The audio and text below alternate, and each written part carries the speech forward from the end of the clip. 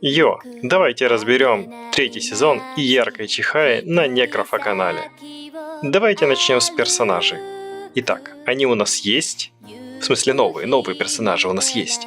Но в конце сезона их нет. То есть их вот добавили и убрали.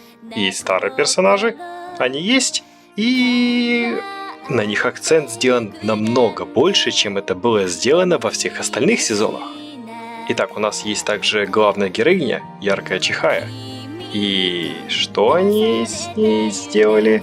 Они ее убрали практически со всего сезона. То есть, давайте подумаем, у нас есть маскот аниме. Если мы его убираем, значит сюжет не двигается. Ага, вы поняли? Вы поняли, да? То есть у нас третий сезон это как будто бы филлер. Да, вы, наверное, помните, что в конце второго сезона она там чуть-чуть лодыжку подвихнула, там какое-то время говорили, что она играть не сможет, но вот самое интересное, что на третьем сезоне на это даже не делают акцент, типа, она не играет не поэтому, это все никак с этим не связано. Единственное движение, которое есть в этом аниме, связано с Аратой.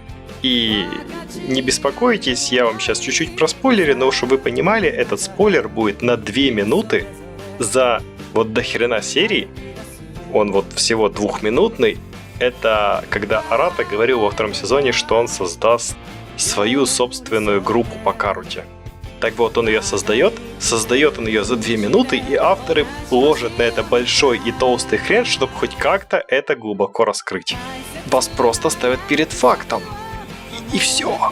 Давайте разберем, на чем же сделана ставка в этом сюжете, если сюжет никуда не двигается. Аниме делает ставку на внутренний мир героев, на их развитие как личности. То есть Каруты до сих пор очень много в аниме, да, очень много напряженных игр. Но основной акцент, если задуматься над самим месседжем, который хочет сказать автор, он показывает, что герои тоже люди и они взрослеют.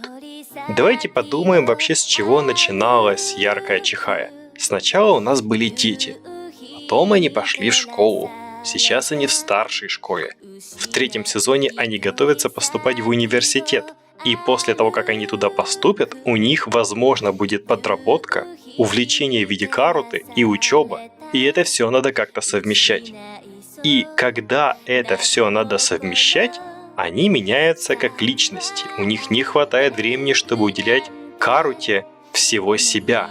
И с одной стороны, не посмотрев третий сезон, вы ничего не потеряете, а с другой стороны, без третьего сезона в четвертом героев вы просто не узнаете.